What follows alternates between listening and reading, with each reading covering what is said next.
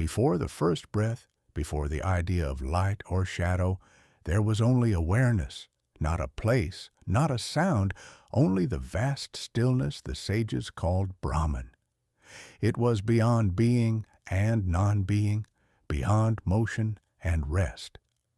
In that stillness, nothing happened, yet everything waited to happen. Brahman did not think, yet thought itself slept inside it, like a seed inside stone. From that unmeasurable silence came the faintest vibration. It was not born. It remembered itself. The pulse grew, deepened, and became sound. Om. The universe stirred as if startled from a long dream. Within that single tone lay all opposites, creation and dissolution, expansion and return. Existence began not with command, but with resonance. The sound unfolded into time. Time unfolded into motion. Motion stretched into space. From the vibration's echo, heat bloomed. Light shimmered, and the first elements arose like sparks from invisible fire. The cosmos expanded outward in all directions, yet carried inward the memory of silence. Everything that would ever exist, stars, rivers, bodies, thoughts, was written in that first breath. Brahman watched through countless eyes now open and in the dark. The dreamer had entered its own dream. Galaxies whirled like dancers, circling a hidden drumbeat. Matter condensed into suns, planets, and dust, each a syllable in the endless chant of Om. The dream had texture now, color, and weight, yet it was still woven from awareness. And deep within that dream, something stirred that could look back. The same consciousness that birthed the stars began to wonder about itself. Curiosity became the first prayer. Wonder became the first worship.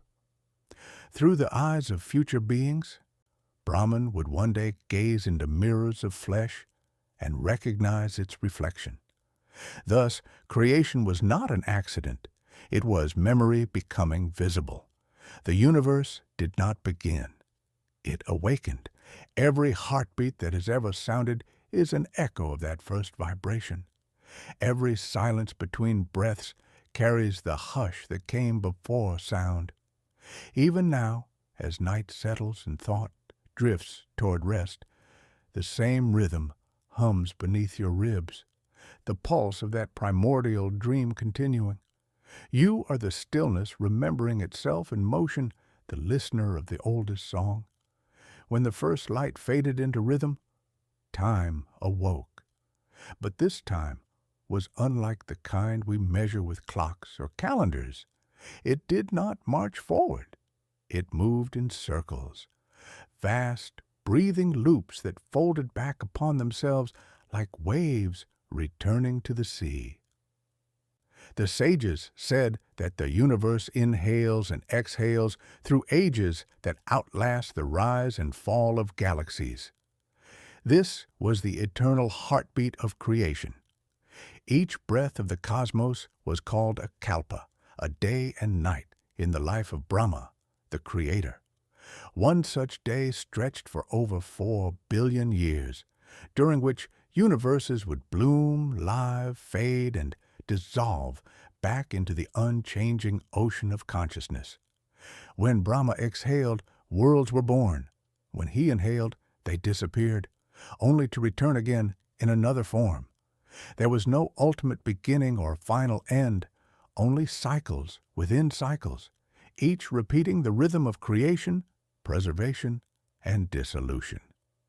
Within these, kalpas moved smaller cycles known as manvantaras, each presided over by a Manu, the archetypal first human of that age, the guide who taught beings how to live in harmony with the laws of existence. 14 such Manus would govern a single kalpa, shaping civilizations that rose, flourished, and vanished like seasons upon the same eternal tree. Below them, the wheel turned once more, dividing into the 4 yugas, the ages of the world, each shorter and dimmer than the one before. The Satya Yuga, the age of truth, came first. The air was clear, the earth abundant, and humanity close to the divine. Righteousness stood on all four legs like a mighty bull, and compassion flowed through every being. In those golden centuries, there was no need for temples, for the sacred was visible everywhere. The human heart was its own shrine. But as the wheel turned, the light began to fade. The Treta Yuga followed, an age of heroes and kingdoms, of great deeds and noble intentions. Yet imperfection had crept in. Desire and pride began to whisper in mortal ears. Righteousness now balanced on three legs, goodness endured but with effort. The next rotation brought the Dvapara Yuga, when virtue and vice stood side by side like brothers. Wisdom still existed, but was hidden behind rituals and rules. The world grew restless, striving, ambitious. Temples replaced living faith. The divine voice grew quieter, speaking only to those who still listened. Finally, the wheel entered its shadow. Kali Yuga, the dark age, when truth weakened to a single trembling leg. In this age, memory shortened, compassion dimmed, and the sacred was forgotten beneath the noise of survival. Yet even in this darkness, the sages said, a single, sincere act of kindness weighed more than 1,000 rituals of the past. For in the smallest flame of the darkest night, the divine still dwelled. Across all these ages, three invisible strands wove through everything that existed. They were called the gunas, the threads of nature's tapestry, like the unseen colors that mixed to paint every form of life. These forces gave texture to the universe's character. Sattva, the first, shone with clarity. It was the principle of harmony, wisdom, and light. It lifted the heart toward peace and understanding. In those touched by sattva, thought became still, and love moved without effort. Rajas, the second thread, burned with fire. It was the force of movement, passion, ambition, and desire. Rajas built cities, waged wars, and wrote songs. It drove the universe forward, restless and radiant, always seeking. Tamas, the third, was the shadow that gave form to light. It embodied rest, inertia, sleep, and forgetfulness. Tamas allowed creation to pause, to disintegrate, and be reborn. Without it, nothing would ever end, and without ending, nothing new could arise. These three gunas were not enemies, but partners in a cosmic dance. Every being carried them in different proportions, and their shifting balance shaped the nature of each soul, each moment, each age. Even the gods were not beyond their pull. When sattva ruled, the world shone with truth. When rajas surged, civilizations advanced. When tamas thickened, worlds slept in shadow, awaiting renewal. Thus, creation was not linear, but cyclical, an infinite conversation between clarity, energy, and rest. The wise saw the gunas not as prisons, but as teachers. Through them, the soul learned patience, discipline, and surrender. Through them, awareness evolved toward freedom. Time itself was both mercy and challenge. It granted beings countless chances to rediscover their origin, to rise again after each fall. But it also hid eternity behind endless repetition, testing who would remember what truly mattered. The wheel of ages spun slowly, grinding pride into humility and turning ignorance into understanding. Every revolution was both punishment and grace. When sages meditated, they said they could see the wheel turning within their own breath. Each inhale was creation, expansion, birth, curiosity. Each pause was preservation, reflection, balance, gratitude. Each exhale was dissolution, release, death, peace. To breathe consciously was to participate in the rhythm of the cosmos. To live with awareness was to align with the turning of the ages. And so, while the universe moved in cycles far beyond comprehension, the same pattern lived quietly inside every living being. The heartbeat, the lungs expanded, the mind awakened and slept, all miniature reflections of the great emotion. The sages taught that whoever could see the eternal in the ordinary had already crossed half the distance toward enlightenment. In this vision of reality, time was not an enemy to be conquered, but a teacher to be honored. It reminded every soul that progress was never final and failure never absolute. Every sunset carried a sunrise inside it. Every ending was the seed of a new beginning. The wheel would continue to turn through light and dark, through birth and death, through forgetting and remembering, until awareness itself grew weary of the dance and returned home to the stillness from which it came. That return would not be destruction, but recognition, the universe folding back into its dreamer. The sages said that when Brahman breathes in, all worlds dissolve like foam upon the tide. When he exhales, creation blooms again with fresh eyes. Between each breath lies a silence so vast that eternity fits within it. It is in that pause, they whispered, that all souls rest before they are born again. And so the great wheel turned, not as punishment, but as promise. Because in a universe built on rhythm, no loss was ever final, no night without dawn.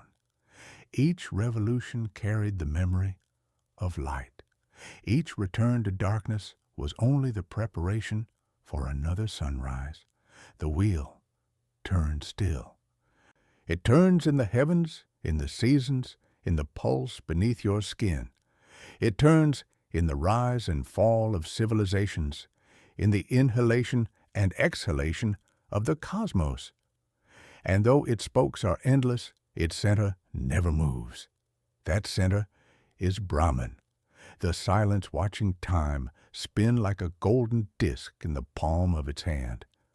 Out of the boundless ocean of stillness, the first form began to rise. It was not sudden.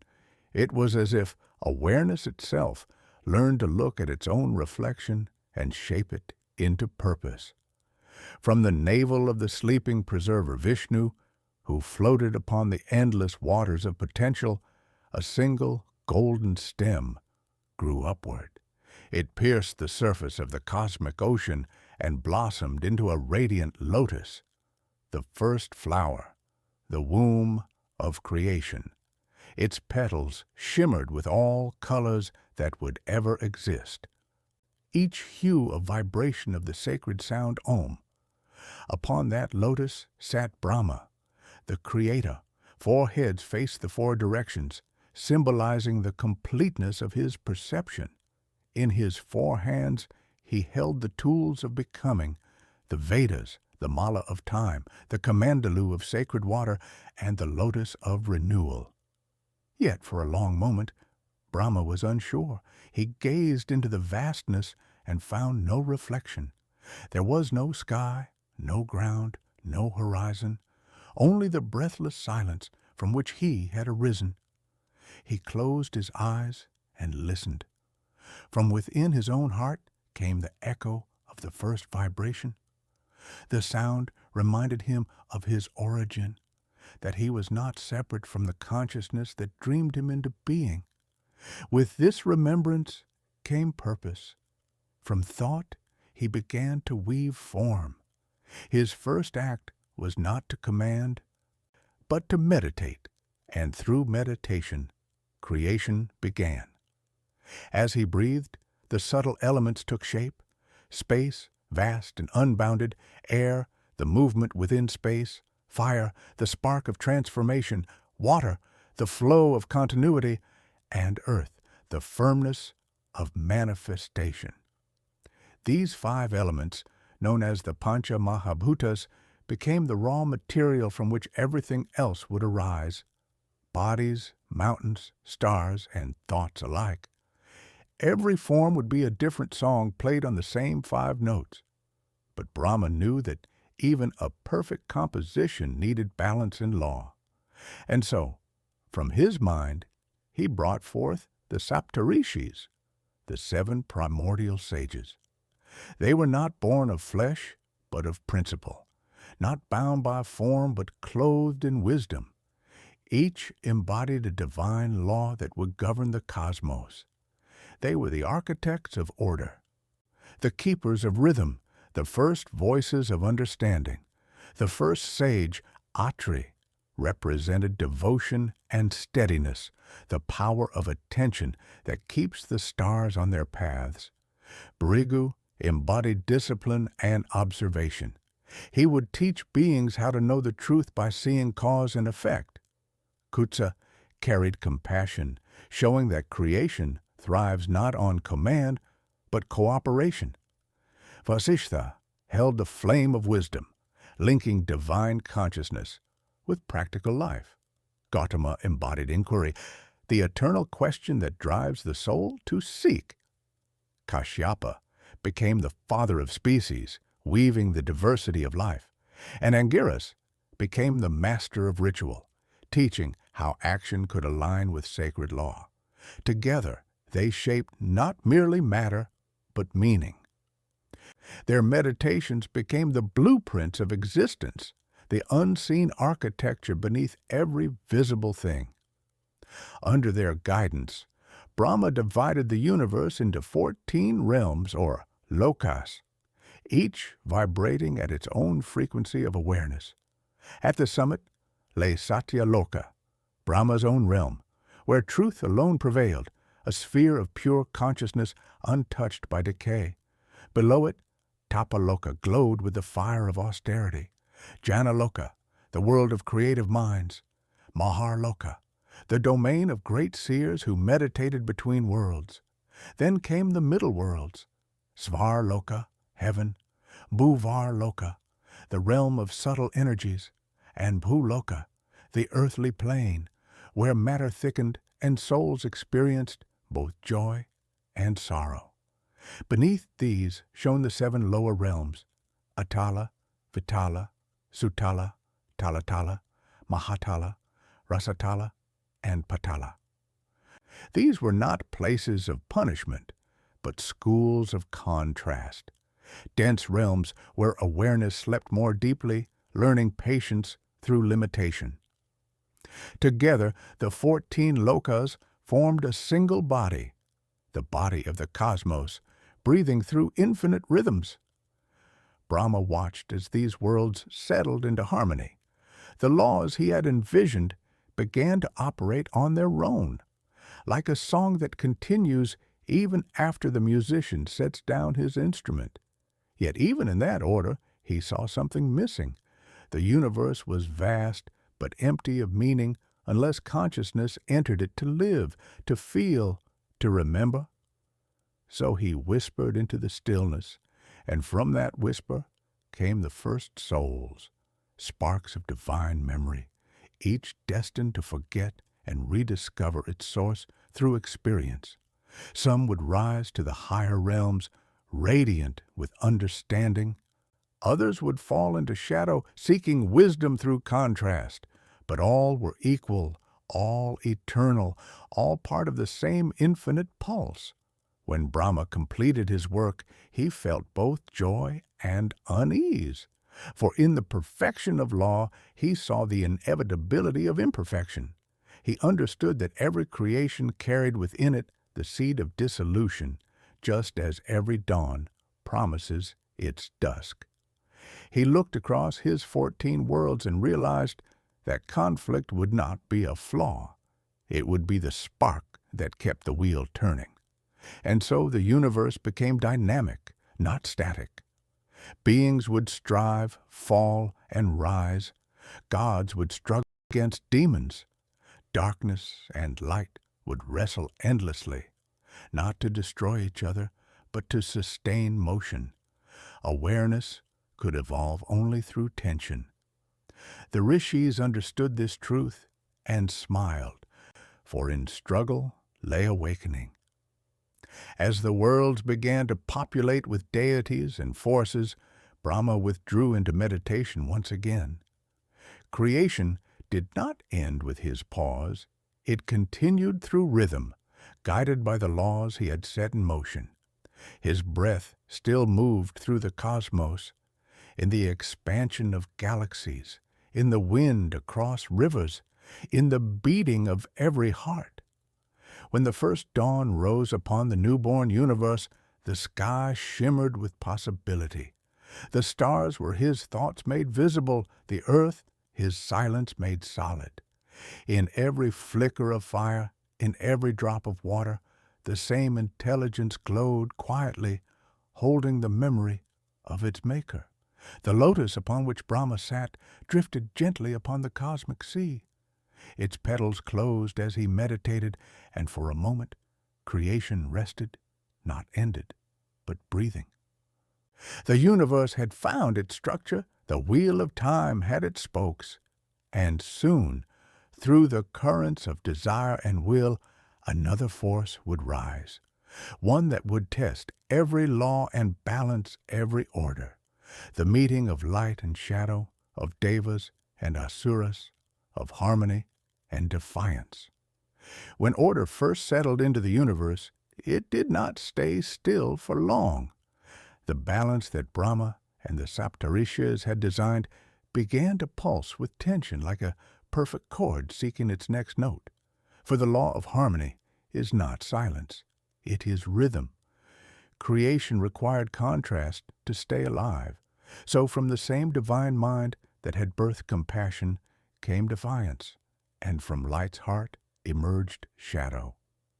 Two forces took shape, the devas and the asuras. Both were born of the same father, Kashyapa, one of the 7 primordial sages, but from different mothers, Aditi and Diti. Aditi's children became the shining ones, embodiments of growth, order, and clarity. Diti's offspring became the asuras, the powerful, the challengers, those who questioned, disrupted, and pulled creation toward depth. Their destinies were entwined from the start. The devas stood for preservation, for the gentle order that allowed life to flourish. They built, nurtured, and protected. Indra ruled among them, the lord of storms and victory, wielding the thunderbolt forged from the bones of the sage Dadhichi. Beside him stood Agni, the fire who devoured and purified. Varuna, the keeper of cosmic law and water's endless flow. Surya, the radiant sun whose light bound the worlds together. The asuras, though often feared, were not evil. They were intensity itself. They represented the hunger to grow beyond limitation, the force that questions and rebels, that tears down old structures to make way for the new. Without them, the devas would have stagnated in comfort. Without the devas, the asuras would have consumed themselves in chaos. Between them, creation found its motion, but balance is fragile, and as the yugas turned, the asuras gained strength. Through fierce austerities and mastery of hidden knowledge, they began to surpass the devas in power. Indra's heavenly citadel dimmed. The nectar of vitality that sustained the gods, Amrita, grew scarce. The light of heaven flickered like a lamp running out of oil. It was then that the devas turned to Vishnu, the preserver, resting upon the serpent Ananta in the cosmic ocean. "We are fading," they said. "Our strength wanes as darkness rises. What can restore the balance?" Vishnu opened his eyes, deep and calm as galaxies. "The ocean you see before you," he said, "holds everything, treasure and terror alike. If you churn it with patience and cooperation, the nectar of immortality will rise from its depths. But remember this, the ocean will yield both poison and healing. You must face both. The Devas listened and bowed, but they knew the task was beyond them alone. The churning of the cosmic sea would require immense force, and so, in humility, they approached their rivals, the Asuras, seeking alliance. For once, heaven and the underworld joined hands. It was an agreement born not of friendship, but of necessity, an uneasy truce that mirrored the dual nature of the cosmos itself. Together, they uprooted Mount Mandara, a mountain of impossible height, to serve as the churning rod. They seized Vasuki, the king of serpents, as their rope, wrapping his colossal coils around the mountain. The Devas took hold of his tail, the Asuras, his head. Vishnu, unseen, anchored the base of the mountain upon the back of his earlier avatar, Kurma, the giant tortoise. His shell became the steady foundation that kept the world from sinking as the churning began. Then the struggle started. The ocean roared, waves the size of worlds colliding as the mountain turned in their hands. With every pull, Vasuki's body burned, and his breath poured venom into the air. Fire and smoke filled the heavens. The waters frothed, releasing storms of lightning and thunder that echoed across the 14 realms. It was not merely labor, it was purification. Creation itself was being tested, wrung out, refined. As the churning continued, wonders began to rise from the deep. The first to emerge was Kamadhenu, the wish-fulfilling cow, whose milk could sustain all life. Next came Uchchaishravas, the white horse of celestial grace, and Airavata, the elephant whose trumpet announced the sound of victory. From the foam emerged Kaustubha, the jewel that would later rest upon Vishnu's chest, symbolizing divine brilliance. Then came the Kalpavriksha, the tree of endless abundance, followed by Chandra, the moon, pale and luminous, cooling the fever of the churning. The Devas rejoiced, for each treasure restored a fragment of their fading strength. But the ocean was not yet finished. From its center rose something darker, a vast cloud of black smoke, carrying within it a poison so deadly that even the gods trembled. It was called Hala Hala, the essence of dissolution, the concentrated force of tamas, capable of unmaking existence itself. The waves turned purple, the air blistered, and even the stars began to dim. In that moment of terror, all beings turned toward Shiva, the ascetic who watched from the edge of time, wrapped in silence and ash. Without hesitation, he stepped forward, lifted the cup of poison, and drank it whole. Parvati, his eternal consort, pressed her hand gently to his throat to contain the venom. The poison burned him from within, staining his neck a deep blue, the color of infinity touched by compassion. Thus he became Nilakantha, the blue-throated one. Destruction had chosen to save creation. The churning resumed, calmer now, the storm replaced by anticipation. From the now cleansed waters rose Lakshmi, the goddess of wealth and beauty, her form shimmering with golden light. Wherever her feet touched, lotus flowers bloomed. The universe seemed to sigh in relief, for prosperity had returned. She looked upon Vishnu and smiled, recognizing the preserver who had made room for her radiance to rise. In that moment, abundance and preservation became one, the promise that prosperity, when guided by balance, sustains rather than corrupts. But the greatest prize remained hidden, the nectar of immortality, Amrita. When at last it appeared, cradled in the hands of Dhanvantari, the divine physician, both sides lunged for it. In an instant, alliance shattered. The Asuras, stronger and hungrier, seized the pot.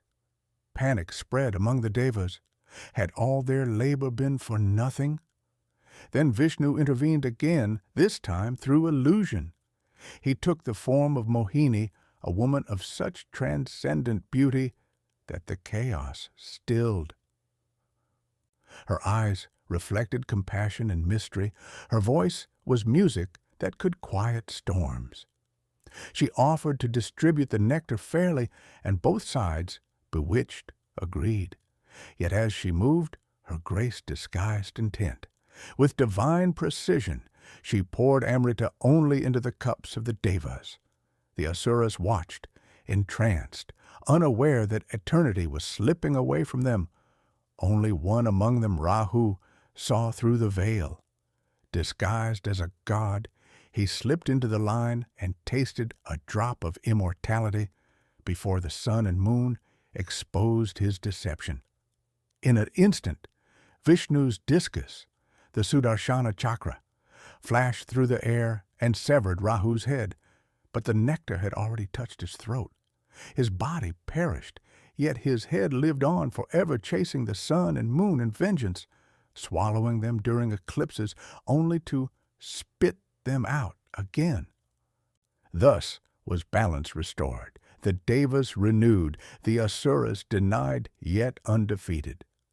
The rhythm of opposition continued, for neither side could exist without the other. The ocean grew still, the treasures dispersed, and the gods returned to their realms, wiser than before. They had learned that even cooperation with their rivals was sacred, that progress demanded the friction of difference. Samudra Manthan was not merely an event, it was a revelation. It taught that the universe itself is a churning of light and shadow, desire and discipline, chaos and calm. Every soul, like the cosmic ocean, holds both nectar and poison. To evolve is to churn one's own depths, to face what surfaces without fear, and to find in that turmoil the sweetness of truth. When the waves finally settled, Vishnu reclined once more upon the serpent Ananta, eyes half closed in tranquil watchfulness. Shiva meditated, his blue throat glowing softly in the starlight. Lakshmi's laughter rippled through the heavens like the sound of bells, and deep below, the asuras plotted again, for conflict was not ended, only paused. The universe breathed evenly, balanced once more between creation and destruction. Above it all, Brahma smiled faintly. The law had been tested and proven whole. From tension came movement, from opposition, harmony. The churning of the deep was not the story of gods alone. It was the story of existence itself, forever seeking equilibrium in the restless sea of consciousness. After the ocean grew still, the cosmos seemed content.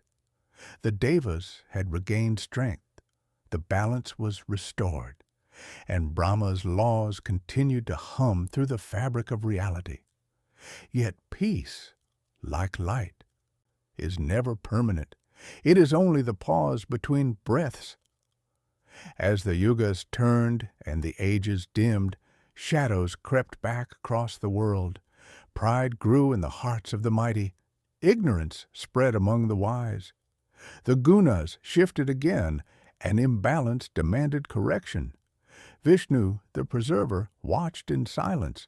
He was the pulse between existence and dissolution, the steady current running beneath all change. When harmony frayed, he did not destroy or command. He descended. This descent was called an avatar, a taking of form not to dominate, but to guide. It was mercy made visible. Across endless ages, 10 great incarnations appeared. Each was not merely a rescue, but a lesson, a mirror showing humanity its own reflection, evolving from instinct to awareness. Together, they charted the growth of consciousness, from water's cradle to the fire of understanding. The first was Matsya, the fish. In an age when floods threatened to wash away the memory of all creation, Vishnu took form in the water's own language. He guided Manu, the first man, across the deluge, towing behind him a vessel carrying seeds of every living species. Through storm and darkness, the divine swam ahead, reminding the universe that preservation begins with memory. Matsya became the voice of continuity, the guardian of knowledge that must survive every ending. Next came Kurma, the tortoise. During the churning of the cosmic ocean, when Mount Mandara began to sink, Vishnu manifested as the shell beneath all struggle. His back bore the weight of worlds, while creation learned cooperation. Kurma represented patience, the unshaken stillness beneath the motion of chaos. Without foundation, even divine purpose collapses. Then rose Varaha, the boar, when the earth itself was stolen and dragged beneath the waters by the demon Hiranyaksha. Diving into the depths, Varaha fought through darkness for the world's return. His tusks lifted the earth from oblivion, dripping with the ocean's tears. He roared, not in rage, but in triumph of restoration. In that sound lay the first declaration of sacred ecology, that every particle of existence is worth saving. The fourth avatar came with fury tempered by love. Narasimha, the man-lion, appeared at twilight, neither day nor night, when a tyrant named Hiranyakashipu had twisted the blessings of heaven into oppression. He could not be killed by man or beast, indoors or outdoors by weapon or hand. So Vishnu became all contradictions at once, half man, half lion. Emerging from the threshold between worlds, he tore injustice apart with claws of divine truth, then fell silent in sorrow, for even justice cost something. Narasimha taught that divinity is not bound by rules. It appears wherever compassion demands. The fifth incarnation, Vamana, came not with claws or tusks, but humility. The Asura king Bali, though noble in heart, had grown too powerful, his generosity becoming ambition disguised as virtue. Vishnu appeared as a dwarf Brahmin and asked for 3 paces of land. Smiling, Bali agreed, only to watch the small figure expand to cosmic size. With one step, Vishnu covered the earth, with the second, the heavens. Then, looking gently upon Bali, he placed the third upon the king's bowed head. It was not punishment, it was reminder. True greatness lies not in possession, but surrender. When righteousness decayed among kings and warriors, Vishnu became Parashurama, the axe-wielding sage. Born of a Brahmin, but trained as a warrior, he embodied the fusion of wisdom and strength. Seeing rulers who abused their power, he cleansed the world of corruption not for revenge, but renewal. His lesson was sharp, yet merciful. Order must sometimes be cut down for balance to grow again. After his task, he laid aside his weapon and returned to meditation, proving that even divine wrath knows when to rest. Then came Rama, Prince of Ayodhya, the 7th avatar. In him, divinity chose to live as a man, to suffer, to doubt, to lead by example rather than miracle. Rama's life became the perfect reflection of Dharma in motion, the exile accepted without complaint, the war fought without hatred, the throne reclaimed without pride.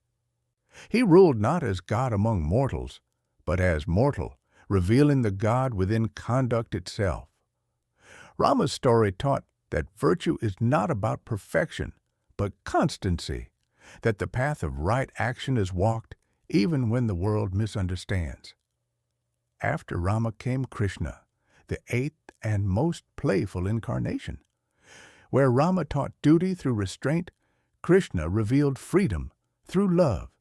His laughter dissolved fear, his flute turned desire into devotion, As a child, he stole butter and hearts alike. As a man, he stood between armies and spoke the Bhagavad Gita, transforming war into wisdom. Do your duty, he said, but surrender the fruits. Act, but remember, you are not the doer. Through Krishna, humanity learned that the divine does not live only in temples, but dances through every act of courage, joy, and love. The ninth avatar came as Buddha, the Awakened One. In this form, Vishnu wore silence as his weapon and compassion as his crown. He rejected cruelty disguised as religion and taught that enlightenment was not escape, but awareness. Every suffering being was a mirror of the divine searching for itself. The Buddha's voice softened the roar of ages, reminding humanity that peace is not the absence of struggle, but the understanding of it. The 10th and final avatar is yet to come, Kalki, the horseman of the end. He waits at the edge of Kali Yuga when corruption will have consumed even memory of the sacred. On that final dawn, it is said, he will ride forth on a white steed, sword blazing with the light of truth, to cut through illusion and restore order once more. But this, too, will not be the end. Only another turn of the wheel, another sunrise after the longest night. The 10 avatars together are not a list of rescues, but a map of evolution. From the water to the land, from instinct to morality, from form to spirit, they trace the journey of consciousness, remembering its source. Each avatar descended not because humanity failed, but because love refused to leave. When Vishnu reclines upon the serpent of infinity, his eyes half closed, he does not sleep. He dreams. And within that dream, life rises and falls, learns and forgets, sins and prays, kills and forgives. And through it all, he remains the pulse beneath the noise. Every creature, every act of kindness, every moment of awakening is another avatar, another descent of awareness into the world. For the truth behind the 10 incarnations is not that God entered the world 10 times, but that the world itself is God, entering form endlessly.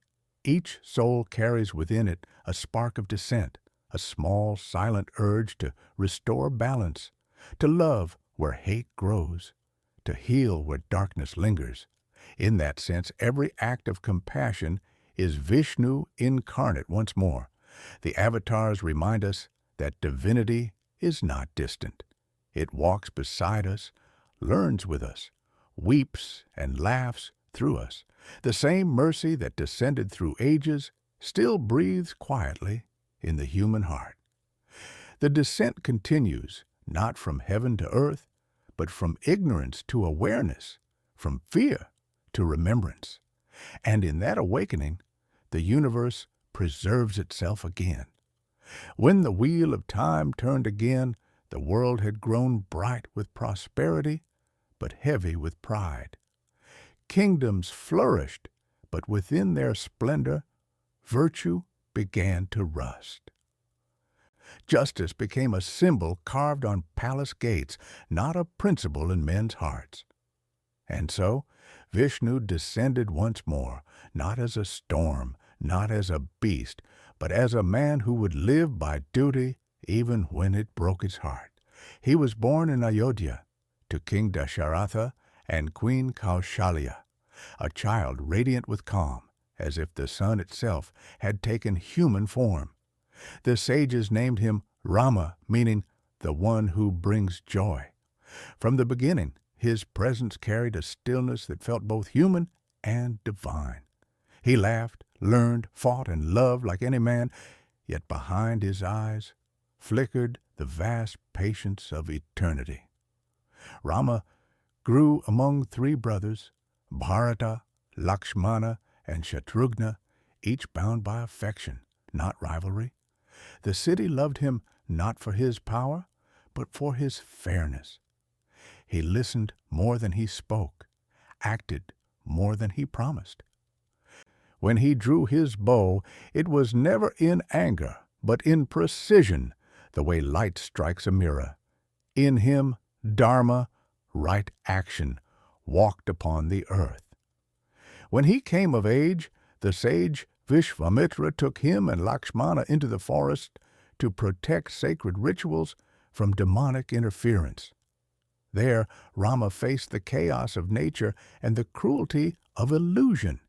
He defeated Tataka, the demoness of wild fury, not with hatred, but with resolve. Each arrow he released was a prayer, a reminder that even violence, when aligned with righteousness, could be an act of balance, not ego. In those forests, he met Sita, the daughter of King Janaka, a woman born not of womb, but of earth itself. Her grace was stillness incarnate, her devotion fierce yet tender. When Rama lifted the mighty bow of Shiva to win her hand, it was not a display of strength, but of alignment. His will resonated with divine order. In Sita, he found his reflection. In him, she found her purpose. Together, they embodied harmony, Shakti and consciousness united. Years passed.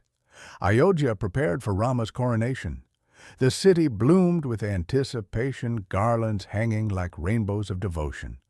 But fate, the shadow that follows every bright flame, moved quietly through the palace corridors. Kaikeyi, one of Dasharatha's queens, once noble and loving, fell under the whisper of jealousy. Reminded of an old promise, she demanded that her son Bharata be crowned king and Rama be exiled for 14 years. The court froze. Dasharatha's heart cracked under the weight of his word. Yet Rama, serene as moonlight, simply bowed. "A father's word is my command," he said. No protest, no bitterness, only acceptance. Duty was not something he performed, it was who he was. Sita insisted on joining him, as did Lakshmana.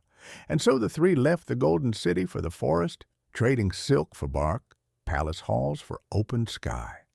In exile, the wilderness became their teacher. Trees became temples, rivers became scriptures. Rama protected sages, honored hermits, and learned the humility of simplicity. Yet destiny was never done testing him. For in those same forests lived Ravana, the 10-headed king of Lanka, a being of immense knowledge and greater arrogance.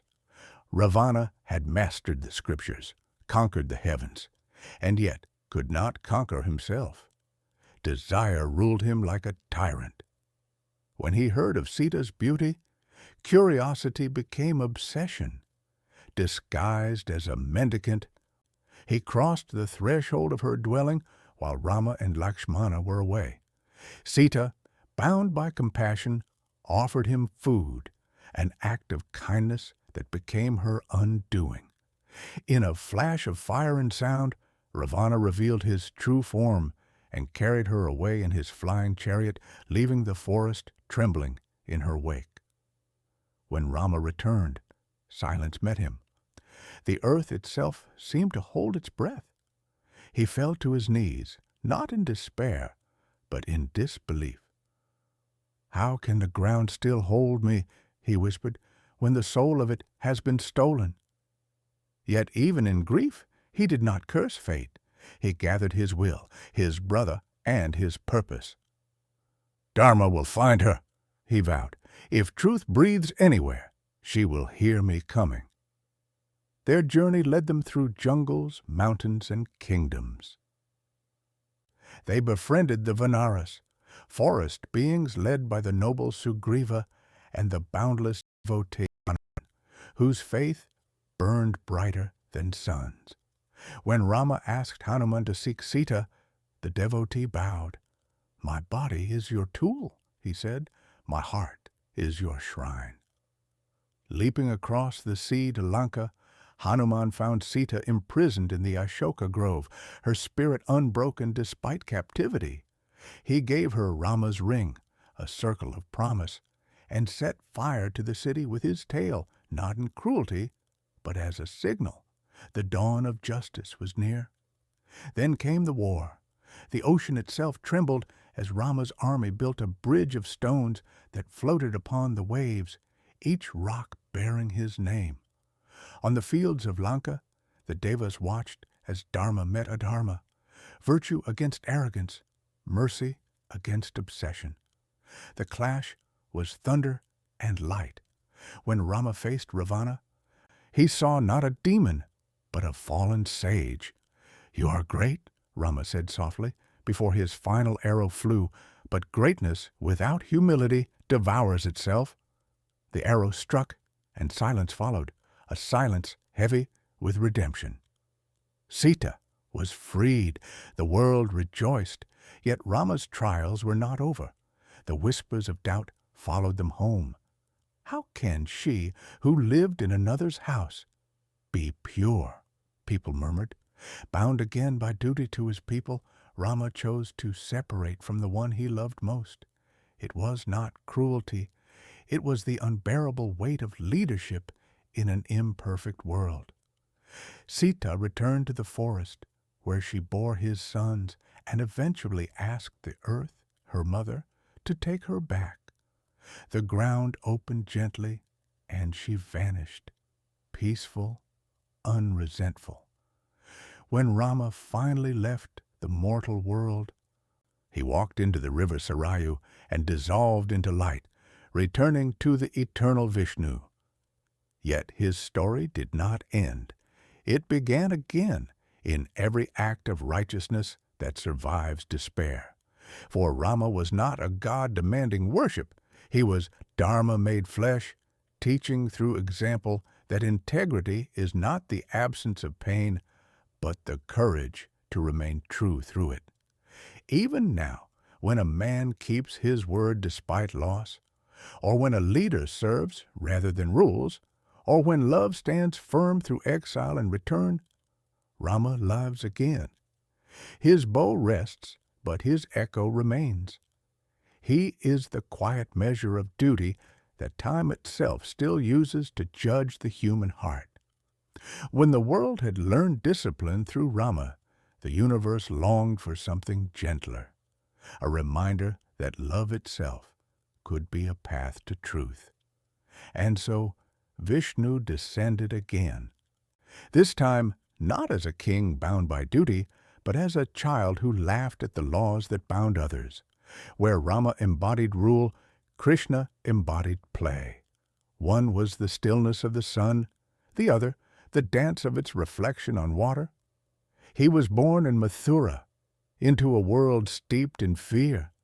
His mother, Devaki, and father Vasudeva were imprisoned by her brother Kamsa, a tyrant who ruled through paranoia.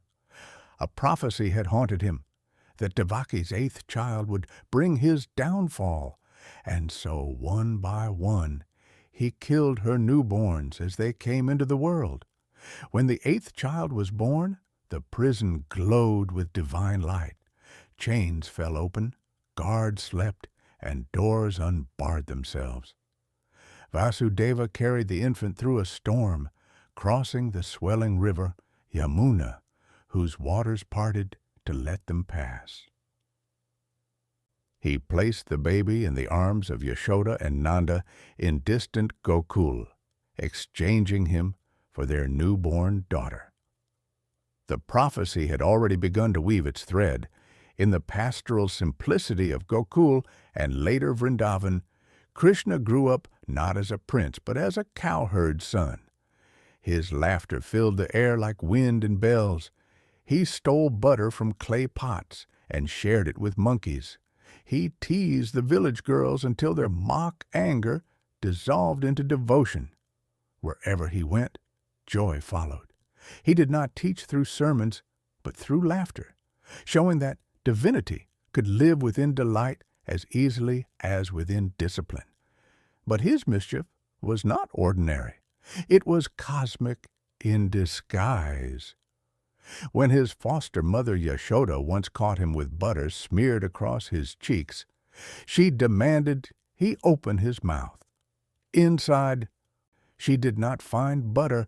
She saw the entire universe, suns, moons, stars, and herself gazing back in infinite reflection. Terrified and awed, she closed her eyes, and when she opened them again, she saw only her child, smiling as if nothing had happened. In that smile was the greatest teaching of all, that the infinite can hide inside the ordinary if love is pure enough to see it. As Krishna grew, his play became protection.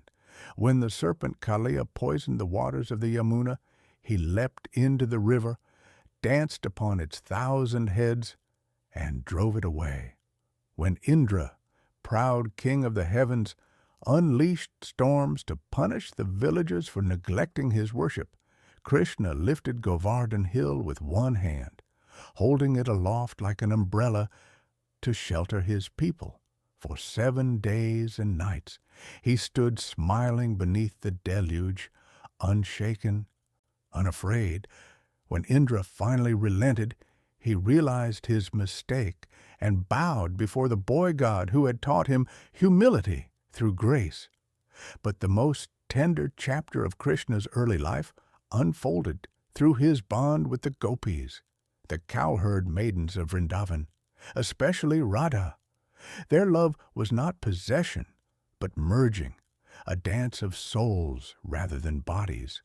When Krishna played his flute beneath the moon, the gopis abandoned their chores, their homes, even their sense of self, drawn irresistibly toward him.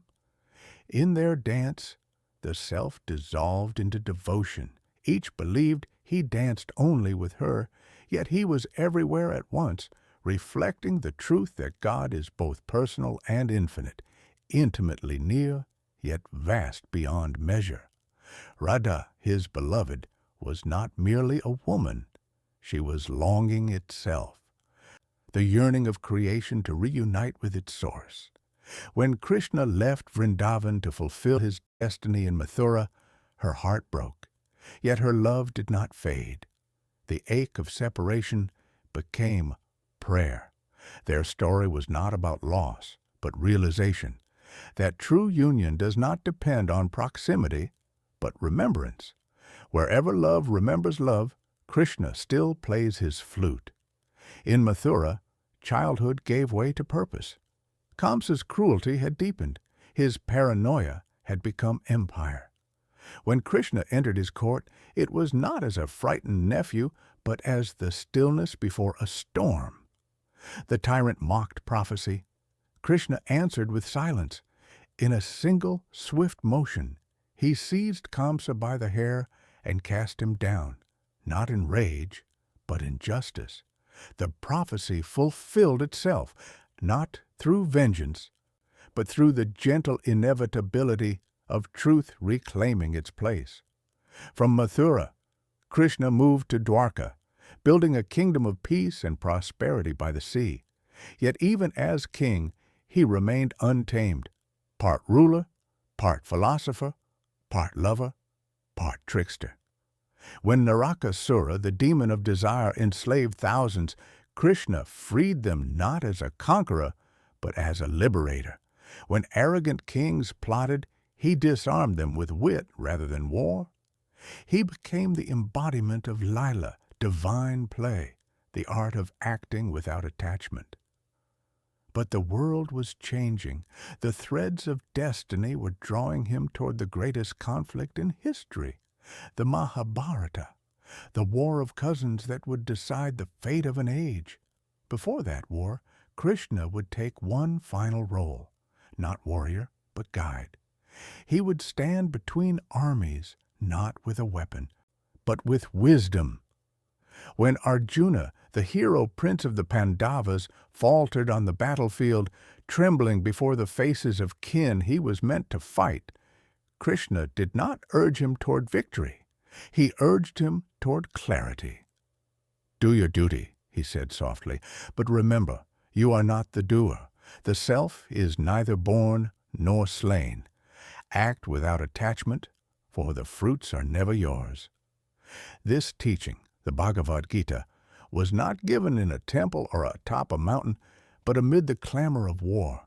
It was the revelation that enlightenment is not escape, it is participation without possession. Krishna's life was a paradox.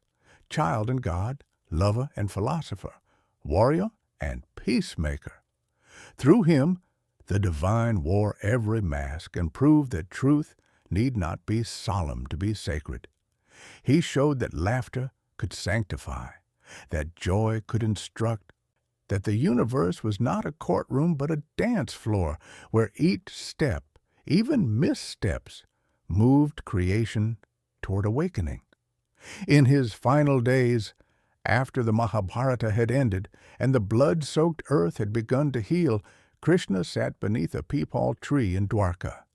A hunter's arrow, mistaking his luminous foot for a deer's, struck him. He smiled as if expecting it and looked to the horizon. The sea began to rise, reclaiming his city. His time had ended, but his song would not. With eyes half closed, he whispered the same truth he had once taught Arjuna. The body dies, but the player remains. The flute may break, but the breath goes on. The waves covered the city, and silence followed. Yet across centuries, his laughter still echoes, between temple bells, in the rhythm of drums, in the soft murmur of devotion. For Krishna was never merely a being. He was the melody of existence itself, teaching that the divine is not somewhere we reach, but something we remember when we begin to love without fear. When the world had tasted the sweetness of Krishna's laughter, the time came for it to taste truth's severity.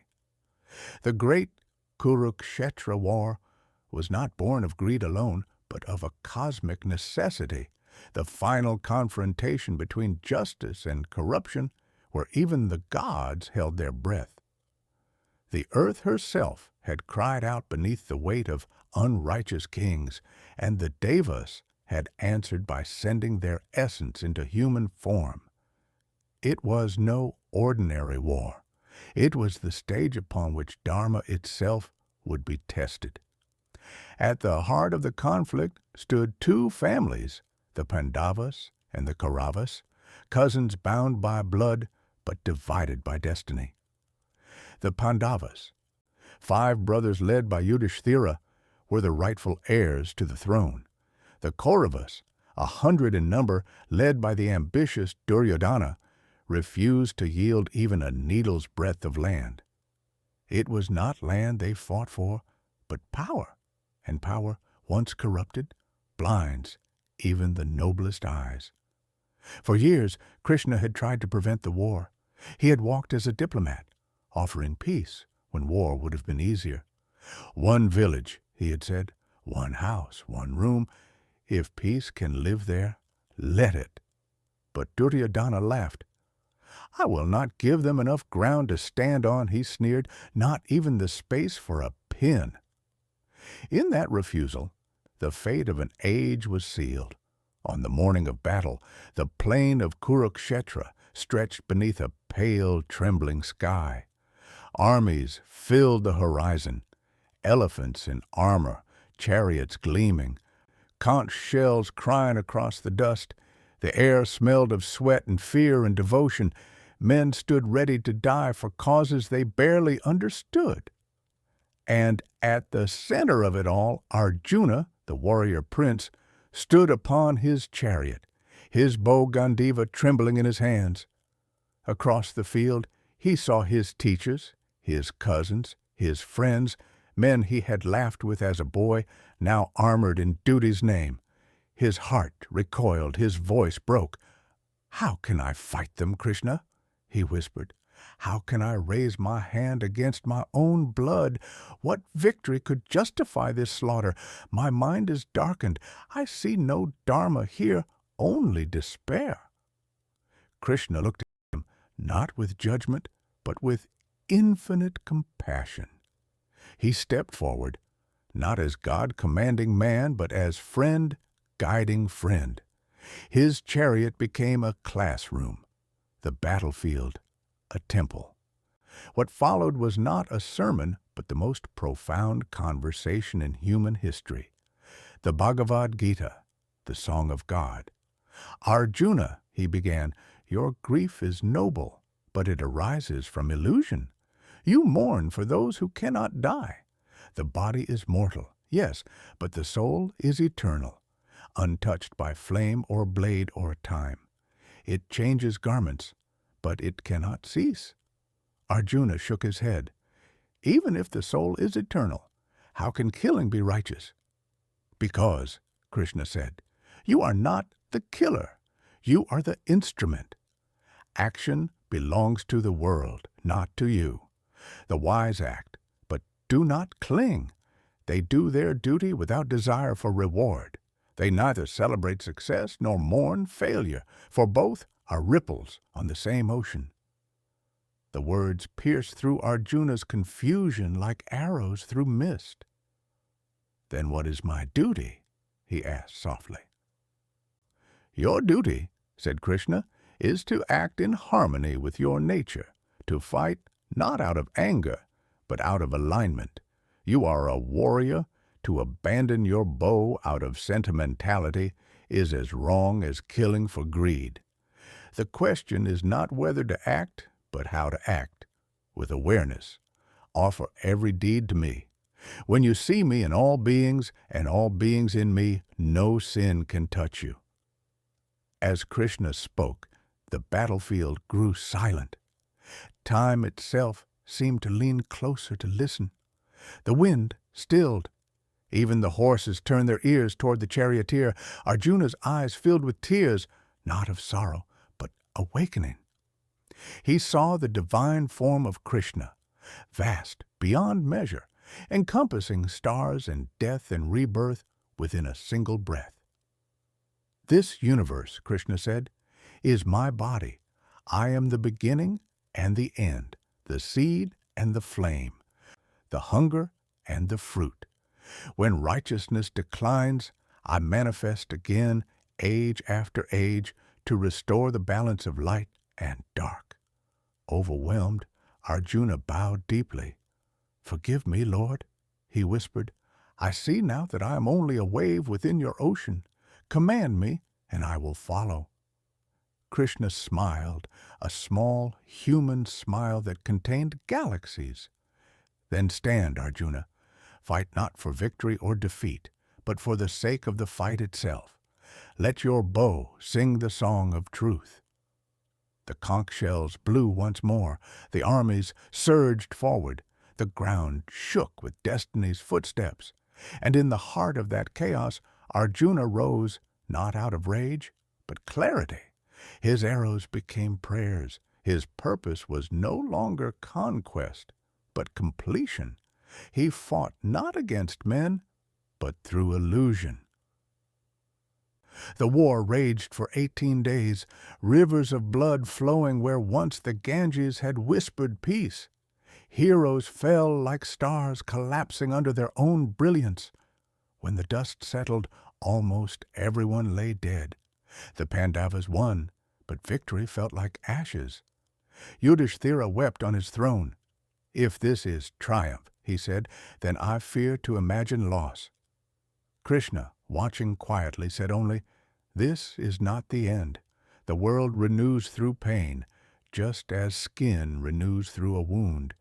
The body of Dharma must sometimes bleed to cleanse itself. The age of heroes ended with that war, and the wheel turned toward darkness once more. Yet amid ruin, something new had been born. The Gita's wisdom, a map not just for warriors, but for all who struggle with the weight of choice.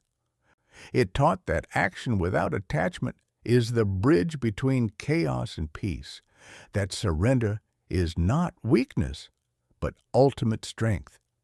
Centuries would pass, kingdoms would fall, languages would change, but still the Gita would whisper through human hearts, do what you must with love, stand where you are with clarity. The battlefield is not outside you, it is within. For the war of Kurukshetra was never only between cousins. It was the eternal struggle inside every soul, between fear and faith, confusion and purpose, illusion and understanding. And in that battlefield within, Krishna still drives the chariot, waiting patiently for the moment when each of us finally says, as Arjuna did, "My doubts are gone, I am awake, command me, and I will act."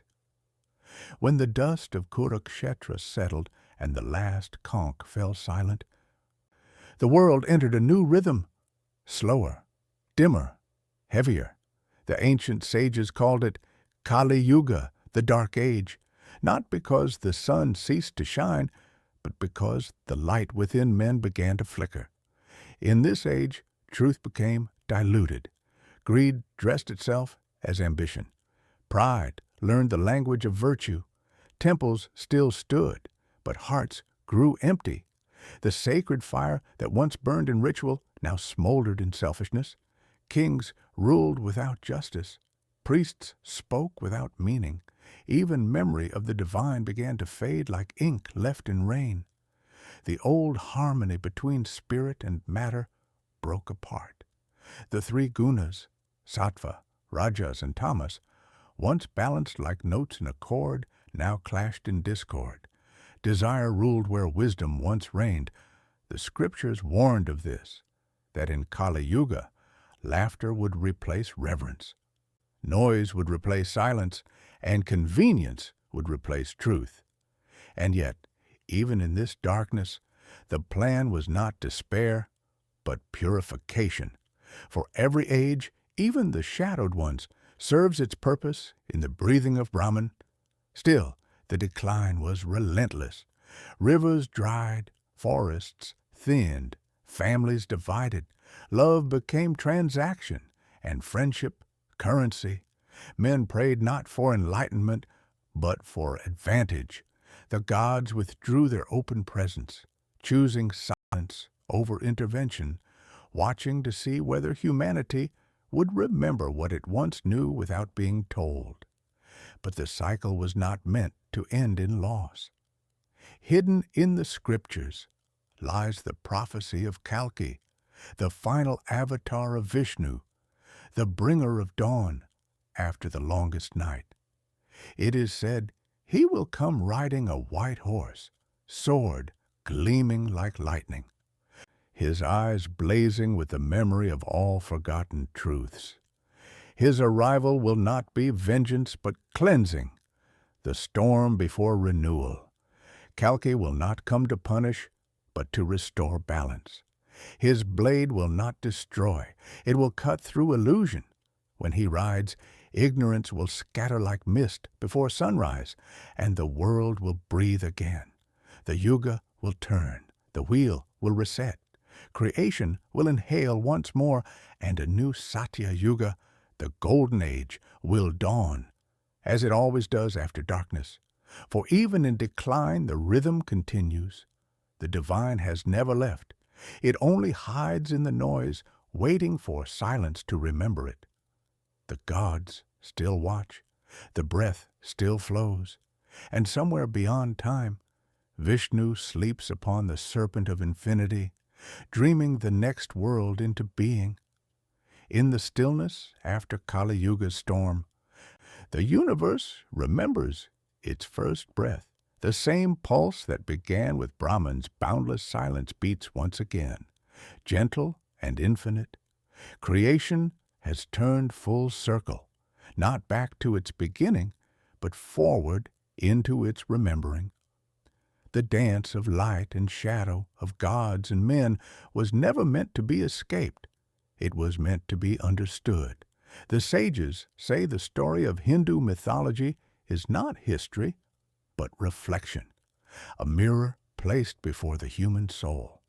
Every god, every demon, every incarnation is a symbol of the energies within us. Brahma's creation lives in our ideas. Vishnu's preservation breathes through our compassion. Shiva's destruction clears our fears so that new life can grow. The avatars are not distant miracles, but moments in our own evolution, the quiet times when we rise above instinct and choose awareness over impulse. When the fish saved knowledge, it was the mind preserving wisdom through floods of ignorance. When Rama walked through exile, it was the heart learning to remain pure in a corrupted world. When Krishna smiled on the battlefield, it was consciousness teaching itself courage through understanding. And when Buddha walked barefoot through silence, it was the soul rediscovering its own voice. Even Kalki, the promise yet to come, lives not in some distant apocalypse, but in every person who dares to cut through illusion, who tells the truth when the world has forgotten what truth sounds like. The sword of light is already in human hands. The horse of renewal already gallops through the winds of time. The end of the world is not destruction. It is awakening. Look back across the ages and the pattern becomes clear. Creation was not a single event, but a heartbeat that never ceased. The universe expands and contracts, gods rise and rest, ages bloom and fade, yet through all of it, the same awareness watches, eternal and unmoved. That awareness, the sages whisper, is you. When you breathe, the cosmos breathes. When you fall silent, the void becomes holy again. And when you love, fiercely, selflessly, without condition, you restore the balance that gods once guarded with thunder and flame. For the divine has never lived above the clouds. It has always waited within the human heart, disguised as kindness, courage, and wonder. So, fall asleep now, not into forgetting, but into remembering. The myths were never bedtime stories. They were roadmaps home.